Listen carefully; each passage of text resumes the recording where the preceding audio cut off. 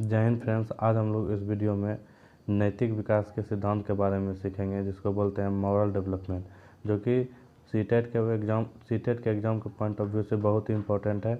आपको यहाँ से 2 से 3 नंबर का प्रश्न इस टॉपिक से पूछा जाता है, तो इस वजह से नैतिक विकास का सिद्धांत बहुत ही इम्पोर्टेंट टॉपिक हो जाता है। तो आज हम लोग इस वीडियो में इसी के बारे में डिटेल्स में सीखेंगे। तो चलिए हम लोग टॉपिक पे चलें। तो आप स्क्रीन पे देख पा रहे होंगे कि लॉरेंस कोहनबर्ग का नैतिक विकास का सिद्धांत यानी मॉरल डेवलपमेंट थ्योरी ऑफ कोहनबर्ग। तो अब हम देखते हैं एक एक पॉइंट करके इसके बारे में हम लोग समझेंगे। तो चलिए, आपका पहला पॉइंट दिया गया है। पहला पॉइंट है कि लॉरेंस कोहनबर्ग जो थे, ये एक अमेरिका के मनोवैज्ञानिक थे। कहाँ का? अमेरिका का एक मनोवैज्ञानिक थे, यानी एक साइकोलॉजिस्ट थे। अगला पॉइंट देखिए, इन्होंने पियाजे के सिद्धांत को आधार बनाकर नैतिक विकास का अवस्था का सिद्धांत दिया था। यानी कि जो जीन पियाजे महोदय थे, इन्होंने कौन सा विकास का सिद्धांत दिया था? तो इन्होंने संज्ञानात्मक विकास का सिद्धांत दिया था। ये हम आपको पहला क्लास में ही बताए हुए हैं कि संज्ञानात्मक विकास के बारे में जीन पियाजे ने सिद्धांत दिया था। इसका कुछ एग्जाम्पल भी करवाए हुए थे, जो कि ये भी टॉपिक जो होता है सीटेट के पॉइंट ऑफ व्यू से बहुत ही इम्पोर्टेंट था। तो देखिए, कोहनबर्ग क्या किए थे कि जीन पियाजे के जो सिद्धांत अपना दिया हुआ था संज्ञानात्मक विकास, वो बताए थे 4 अवस्था के बारे में। तो उसी पे आधारित होकर, यानी कि उसी को बेस बनाकर जो है कोहनबर्ग ने भी क्या किया, अपने एक सिद्धांत को प्रतिपादित किया, जो कि आगे चल के इसको नैतिक विकास का सिद्धांत या अवस्था का सिद्धांत भी इसको बोला जाता है। तो वहाँ पे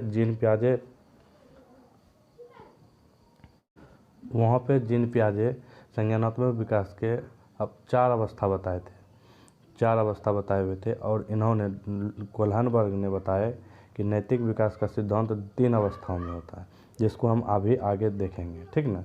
तो उसको देखने से पहले हम लोग नैतिकता क्या होता है या नैतिक तर्कना क्या होता है उसको समझते हैं। तो यानी कि सही और गलत के बारे में चिंतन करना नैतिकता या नैतिक तर्कना कहलाती है। यानी कोई भी कार्य कर रहे हैं, वह कार्य गलत है या सही है, उसके बारे में चिंतन करना हम लोग का नैतिकता या नैतिक तर्कना कहलाती है।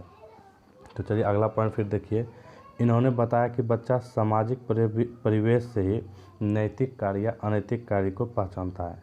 यानी अपना सामाजिक परिवेश, यानी जिस समाज में वह रहता है बच्चा, वहाँ पे नैतिक कार्य कोई करेगा तो वह नैतिक कार्य को सीखेगा। अगर कोई अनैतिक कार्य कर रहा है, यानी कि जो है नीति के आधार पर कार्य नहीं कर रहा है, तो वह जो है बच्चा उसी प्रकार का कार्य सीखेगा। अगला पॉइंट फिर देखते हैं हम लोग। इसके अनुसार जन्म से, यानी कि जो किसके अनुसार? कोहनबर्ग के अनुसार जन्म से 3 वर्ष तक अवस्था में नैतिकता की अनुपस्थिति होती है। यानी कि उसमें जो है नैतिकता उपस्थित नहीं होती है, क्योंकि इस स्तर पर उसे यह समझ नहीं होती है। यानी नैतिकता के बारे में जन्म से 3 वर्ष के बच्चे में कोई गुण वहाँ पे मौजूद नहीं होता है। यह जब भी होता है 4 वर्ष के बाद प्रारंभ होता है। अब हम अगला पॉइंट देखते हैं। इन्होंने नैतिक विकास के सिद्धांत को 3 अवस्थाओं में विभाजित किया और प्रत्येक अवस्था का 2-2 चरण होता है। यानी कि लॉरेंस कोहनबर्ग ने जो नैतिक विकास को अवस्थाओं में वर्गीकृत किया था, वह 3 अवस्था में वर्गीकृत किया था। और वह जो 3 अवस्था में वर्गीकृत किए हुए थे, उसमें भी 2-2 चरण होता है। तो अब हम लोग जो है नैतिक विकास के 3 अवस्था कौन कौन सा है और उसमें 2-2 चरण जो आता है वह कौन कौन सा है, उसके बारे में हम लोग अब देखते हैं। तो आप स्क्रीन पे देख पा रहे होंगे, पहला नंबर है पूर्व परंपरागत स्तर या प्राक परंपरागत स्तर भी बोलते हैं इसको, या पूर्व रूढ़िगत या पूर्व नैतिक स्तर बोलते हैं। इसको इंग्लिश में बोला जाता है प्री कॉन्वेंशनल स्टेज। यह जो होता है बच्चा में 4 वर्ष से 10 वर्ष के बच्चे को जो आयु होता है, उस वर्ष मतलब जो है उसको हम लोग बोलते हैं पूर्व परंपरागत स्तर में रखते हैं उसको, या पूर्व नैतिक स्तर में, या पूर्व रूढ़िगत स्तर में। तीनों एक ही मतलब स्टेज का नाम है, ठीक ना। तो इसका 2-2 जो चरण होता है वो हम लोग देखते हैं। तो पहला चरण है दंड एवं आज्ञा पालन अभिमुखता, जिसको हम लोग इंग्लिश में बोलते हैं पनिशमेंट एंड ओबीडियंस ओरिएंटेशन बोलते हैं। नंबर दूसरा इसमें है आत्म अभिरुचि तथा प्रतिफल अभिमुखता। सबके बारे में एक एक करके डिटेल्स में भी सीखेंगे, पहले एक एक बार देख लेते हैं सबको। तो दूसरा अवस्था है परंपरागत अवस्था, या रूढ़िगत बोलते हैं, या परंपरागत नैतिक स्तर बोलते हैं इसको इंग्लिश में बोलते हैं कॉन्वेंशनल स्टेज, इसको बोलते हैं इंग्लिश में कॉन्वेंशनल स्टेज। यह जो है 10 से 13 वर्ष के बच्चे जो होते हैं इसको इस अवस्था में रखा गया है। तो इसमें अब कौन सा 2 और चरण है, तो पहला है अधिकार संरक्षण अभिमुखता, जिसको लॉ एंड ऑर्डर ओरिएंटेशन बोलते हैं, और इसमें दूसरा है अच्छा लड़का और अच्छी लड़की अभिमुखता जिसको बोलते हैं, यानी good girl good boy orientation इसको बोलते हैं। तीसरा नंबर हम लोग देखें तो तीसरा नंबर है उत्तर परंपरागत स्तर, या इसको बोलते हैं उत्तर रूढ़िगत स्तर, इसको इंग्लिश में बोलते हैं पोस्ट कॉन्वेंशनल स्टेज। इसमें बच्चा जो है 13 वर्ष से ऊपर यानी वयस्क बच्चा भी इसमें आ जाता है, तो इसको हम लोग उत्तर परंपरागत स्तर में रखते हैं। तो इसका 2 चरण जो है वह सामाजिक अनुबंधन अभिमुखता यानी सोशल कॉन्टैक्ट ओरिएंटेशन, और नंबर दूसरा है सार्वभौमिक नैतिक विकास का सिद्धांत अभिमुखता यानी यूनिवर्सल एथिकल प्रिंसिपल ओरिएंटेशन बोलते हैं इसको। तो अब हम लोग देख लिए एक एक करके, अब सबको एक एक करके बढ़िया से डिटेल्स में अब हम लोग सीखते हैं। तो पूर्व परंपरागत स्तर में यहाँ पे बच्चा कौन से कब के, तो 4 वर्ष से लेके 10 वर्ष के बच्चे को हम लोग इस स्टेज में रखते हैं। तो इसमें जो होता क्या है कि इसमें नैतिक तर्क ना दूसरे लोगों के मानकों से आधारित होता है, यानी कि दूसरे जो व्यक्ति होंगे उसके मानक के आधार पर बच्चा अपना तर्क जो है प्रस्तुत करेगा, उसी के अनुसार से अपना तर्क को वह समझेगा नैतिकता का। तो हम लोग अब देखते हैं इसमें दंड एवं आज्ञा पालन अभिमुखता, पहला नंबर देखते हैं, पहला चरण। तो दंड एवं आज्ञा पालन अभिमुखता हम लोग उसको बोलते हैं कि इस अवस्था में क्या होता है, बच्चा व्यवहार जो करता है वह दंड से बचने के लिए, यानी कि अब बच्चे को बोल रहे हैं कि 2 का पहाड़ा तुमको याद करना है, अगर याद नहीं करेगा तुमको पिटाई लगेगा। तो इस कारण से आप वहाँ पे क्या करें, उसको दंड से बचने के लिए वह क्या करेगा, 2 का पहाड़ा बच्चा याद कर लेगा। तो इसी को बोलते हैं हम लोग दंड एवं आज्ञा पालन अभिमुखता। अगला देखिए इसी में अगला चरण क्या है, अगला चरण है आत्म अभिरुचि तथा प्रतिफल अभिमुखता। इस अवस्था में बच्चा क्या करता है, इस अवस्था में बच्चा का जो व्यवहार होता है वह खुल के सामने नहीं आता है, वह अपनी रुचि को प्राथमिकता देता है, यानी जो उसका इंटरेस्ट होगा पहले बच्चा उसी को अपना प्राथमिकता देगा, पहले उसी को वह मानेगा। लेकिन इसमें एक गुण और देखने के लिए मिलता है इस स्टेज में कि वह बच्चा जो होता है पुरस्कार पाने के लिए नियमों का पालन करेगा। यानी कहने का अर्थ है कि आप बच्चा को बोलिएगा कि जो भी हम टेस्ट लेंगे, जो इसमें फर्स्ट करेगा उसको कुछ प्राइज़ मिलेगा। तो वहाँ पे बच्चा क्या करता है, उसको ना इंटरेस्ट होते हुए भी वहाँ पे इंटरेस्ट जगा के उस टेस्ट में कोशिश करेगा कि हम फर्स्ट करें ताकि हमको प्राइज़ मिलेगा। तो यह जो आ जाता है आत्म अभिरुचि तथा प्रतिफल अभिमुखता में आ जाता है। यह दोनों जो आया कौन सा स्टेज में, तो पहला स्टेज में आया। पहला स्टेज का नाम क्या है, तो पूर्व परंपरागत अवस्था। इसका उम्र जो इसमें हम लोग किस उम्र के बच्चे को रखते हैं, तो 4 वर्ष से लेके 10 वर्ष की उम्र के बच्चों को हम लोग इसमें रखते हैं। तो हम आगे देखते हैं दूसरा नंबर है परंपरागत स्तर, यानी कि परंपरागत स्तर। इस अवस्था में हम लोग कितने उम्र के बच्चे को लेते हैं, तो जो है 10 से 13 वर्ष की उम्र के बच्चे को हम लोग परंपरागत अवस्था में रखते हैं, यानी कॉन्वेंशनल स्टेज में रखते हैं। तो इस अवस्था में क्या करता है बच्चा कि अपने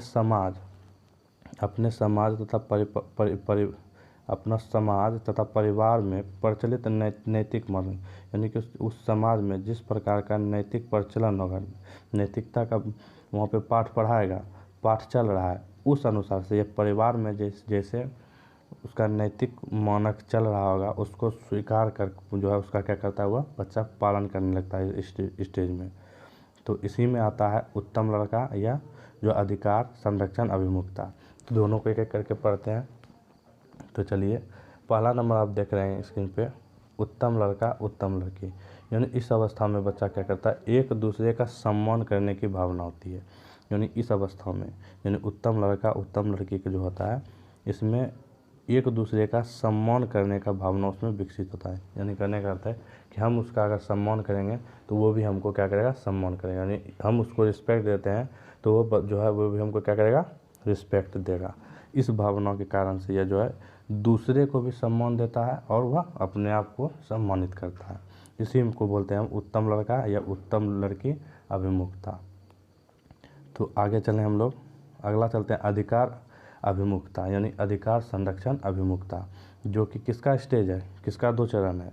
तो ये चरण है पूर्व का नहीं, परंपरागत अवस्था का, जो कि 10 वर्ष से 13 वर्ष का होता है। तो अधिकार संरक्षण अभिमुखता हम लोग किसको बोलते हैं, उसको सीखते हैं। तो इस अवस्था में बच्चा नियम एवं जो क्या होता है व्यवस्था के प्रति जागरूक हो जाता है। यानी कि देखेगा बच्चा यहाँ पे कि इस समाज में किस प्रकार का नियम है या किस प्रकार का व्यवस्था है, उसके प्रति क्या होता है बच्चा जागरूक हो जाता है, तथा वे नियम एवं व्यवस्था का अनुपालन के प्रति क्या होता है जागरूक हो जाता है और जवाबदेही भी बन जाता है। यानी कि वह जो नियम उस समाज में बना हुआ है, उस समाज में रहने के क्या क्या नियम है, क्या क्या उस वहाँ पे व्यवस्था है, उस अनुसार से बच्चा क्या करेगा, उसका अनुपालन करेगा और वहाँ पे जागरूक हो जाएगा और जवाबदेही भी उसका करेगा।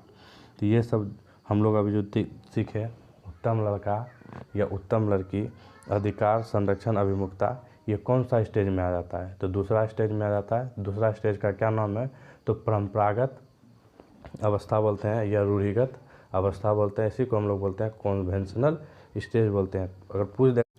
अगर आपको एग्ज़ाम में पूछ देगा कि जो है परंपरागत स्तर में हम लोग कितने उम्र के बच्चे को रखते हैं, तो कितने उम्र के हम लोग को जो है कितने उम्र के बच्चे को हम लोग इस स्टेज में रखते हैं, तो रखते हैं कितना 10 से लेके 13 वर्ष की उम्र के बच्चे को हम लोग पूर्व परंपरागत अवस्था में रखते हैं। तो चलिए अगला हम लोग सीखते हैं उत्तर परंपरागत नैतिक स्तर या उत्तर रूढ़िगत नैतिक स्तर भी इसको हम लोग बोलते हैं। इसमें आपको पूछ देगा कि इसका आयु स्तर कितना होता है, तो बाबू इसमें 3 वर्ष से ऊपर, यानी कितना 3 वर्ष से ऊपर होता है। तो अब यहाँ पे बच्चा में क्या होता है, इसमें बच्चा खुद डिसीजन यानी निर्णय लेने लगता है। इस अवस्था में जब बच्चा चला जाता है तो वहाँ पे बच्चा क्या करता है, खुद निर्णय लेने लगता है। कहीं पे जो कोई प्रॉब्लम हो रहा है उसको, तो वहाँ पे जो है क्या करेगा, अपने आप में डिस्कस करेगा और खुद ही वहाँ पे क्या करेगा, निर्णय ले लेगा, न कि समाज के जरिए लेता है। समाज के जरिए नहीं लेता है कि क्या सही है या क्या गलत है, ये अपने आप में डिसीजन लेगा कि ये सही चीज़ है और ये गलत चीज़ है। तो इसमें भी 2 चरण है। तो पहला है सामाजिक अनुबंधन अभिमुखता, सामाजिक अनुबंधन अभिमुखता। तो देखिए हम लोग पढ़ते हैं इसको। इस अवस्था में बच्चा क्या करता है, वही कार्य करते हैं जो उन्हें सही लगता है। यानी सामाजिक अनुबंधन अभिमुखता में जब बच्चा पहुंच जाता है तो यहाँ पे क्या करता है, उस बच्चा को जो भी सही लगेगा वही कार्य को वह करेगा, तथा वे यह भी सोचता है कि नियम को सुधारने की आवश्यकता तो नहीं है। यानी जो भी नियम उस समाज में बना हुआ होगा, उस नियम में कहीं डिफ़ॉल्ट तो नहीं है, उसके सुधारने की तो आवश्यकता नहीं है। जैसे कि किसी के पापा का एक्सीडेंट हो जाता है, तो उसके जान बचाने के लिए कोई लड़का रेड लाइट को तोड़ के भाग जाता है। तो यहाँ पे बच्चा क्या करता है, निर्णय लेता है कि अगर हम रेड लाइट तोड़ के पापा की मेरी जान बच सकती है, तो हम क्या करेंगे, रेड लाइट को तोड़ के हम लोग उसको लेके हॉस्पिटल पहुंच सकते हैं। तो यहाँ यह जो आ गया, यह सामाजिक अनुबंधन अभिमुखता में आ गया। ठीक, अगला हम लोग देखते हैं या उत्तर परंपरागत स्तर का एक और पार्ट है सार्वभौमिक नैतिक सिद्धांत, या इसको चरण बोलिए या स्तर बोलिए। तो जो है देखिए अब इसको सीखते हैं। तो इसमें बच्चा दूसरे के विचारों से नहीं बल्कि अपने खुद के मानकों के अनुसार व्यवहार करता है। यहाँ पे बच्चा जो होता है दूसरे के विचार से नहीं करेगा, वह खुद अपना मानक के अनुसार व्यवहार करता है। यानी जो भी वह आइडियल जिसको भी मान रहे होंगे उसी के अनुसार से बच्चा क्या करेगा, आगे लेके चलेगा। तो इसमें किशोर दूसरों के फायदे के लिए यहाँ पे क्या करता है, इस अवस्था में जब बच्चा पहुँच जाता है तो यहाँ क्या करता है, दूसरे के फायदे के लिए अपनी जान पे खेल कर जो है उसको बचा लेता है, फ़ायदा पहुँचा देता है। तो यह सार्वभौमिक नैतिक सिद्धांत अभिमुखता में जब पहुँच जाता है बच्चा, तब ऐसा कार्य करता है। तो अब देखिए इसमें प्रश्न पूछता है आपको कि लॉरेंस कोहलनबर्ग जो थे, उसके नैतिक विकास के सिद्धांत जो थे वह कितने अवस्थाओं में वर्गीकृत थे। तो अगर बोल देगा कि स्तर में, अगर ऑप्शन में आपको 3 रहेगा तो 3 को मारना है, अगर 3 ना रहे 6 दिया हुआ रहे तो आपको 6 मारना। हम इसके आधार पे मतलब जो लॉरेंस कोलहनबर्ग के जो भी टॉपिक से, मतलब इस टॉपिक से जो भी प्रश्न अभी तक सीटेट में पूछा गया होगा उसका हम सीरीज आपको देंगे, आपको दिखाएंगे कि सीटेट में जो है किस प्रकार का प्रश्न इस टॉपिक से पूछा गया है या पूछने वाला है, ठीक ना।